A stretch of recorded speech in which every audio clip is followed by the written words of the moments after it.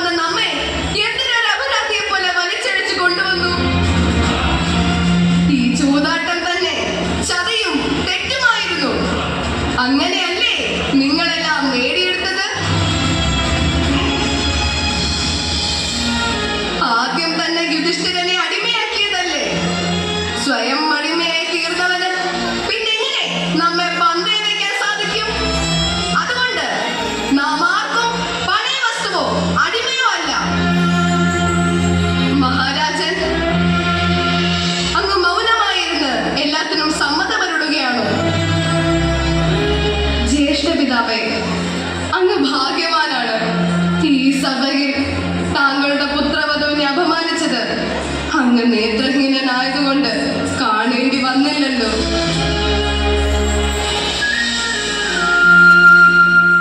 പിതാമഹ, ഞാൻ താങ്കളുടെ കുലവധുവായ ദ്രൗപദിയാണ്. തല കുനിക്കുന്നത് ഒരു പ്രശ്നത്തിനും പരിഹാരമല്ല പിതാമഹ. താങ്കൾ ശ്രേഷ്ഠ ഗുരുവാണ്, ശ്രേഷ്ഠ വിദ്വാനാണ്, മഹാപുരുഷനാണ്. പറഞ്ഞാലോ, താങ്കൾ കേവലം ഈ സിംഹാസനത്തിന്റെ കവചം മാത്രമാണോ? കുലമര്യാദകൾക്ക് ഒരു മഹത്വവുമില്ലേ? ഭരതവംശത്തിന്റെ കുലവധുവായ എനിക്ക് നേരിട്ട അപമാനത്തിന് താങ്കൾക്ക് എന്താണ് പറയാനുള്ളത്?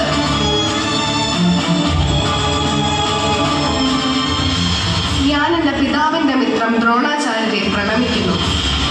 സുഹൃത്തിന്റെ പുത്രി അങ്ങക്ക് സ്വന്തം പുത്രിയല്ലേ? പാണ്ഡവരുടെ പത്നി അങ്ങക്ക് സ്വന്തം പുത്രവധുവല്ലേ?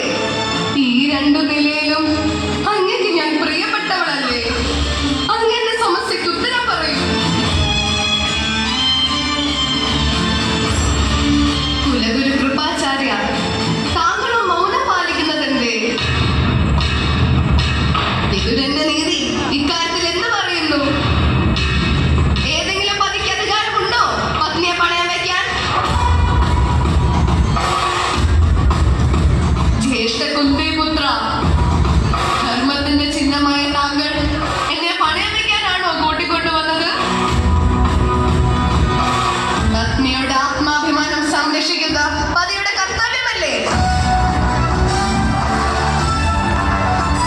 അല്ലയോ സർവശ്രേഷ്ഠ ധനുർധാരി അർജുന, അങ്ങ് സ്വയംവരത്തിൽ വിജയിച്ച് എന്നെ സ്വന്തമാക്കിയത് ഇങ്ങനെ അപമാനിക്കാനായിരുന്നോ?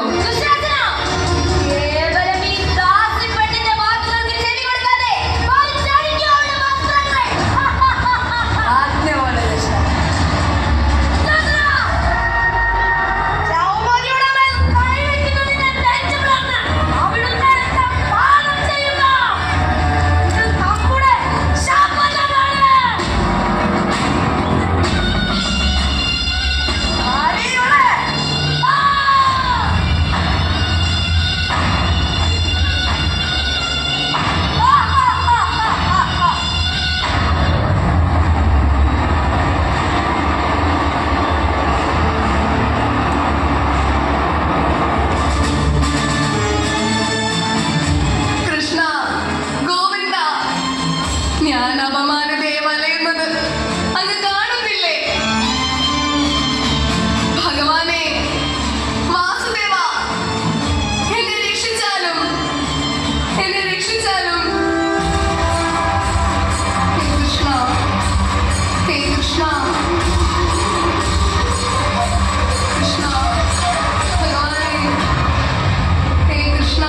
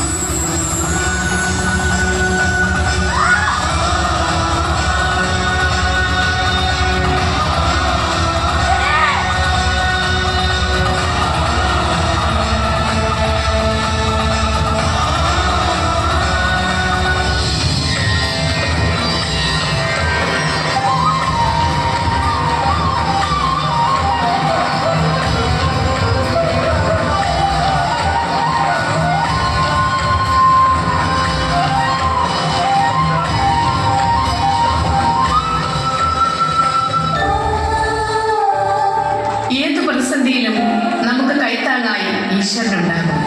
സ്ത്രീകൾക്കെതിരെയുള്ള അതിക്രമങ്ങൾ തുടർന്നുകൊണ്ടിരിക്കുന്ന ആധുനിക യുഗത്തിൽ അനീതിക്കെതിരെ ശബ്ദമുയർത്താൻ ഇതുപോലെയുള്ള നാരീരത്നങ്ങൾ പുനർജനിക്കട്ടെ എന്ന് നമുക്ക് പ്രത്യാശിക്കാം.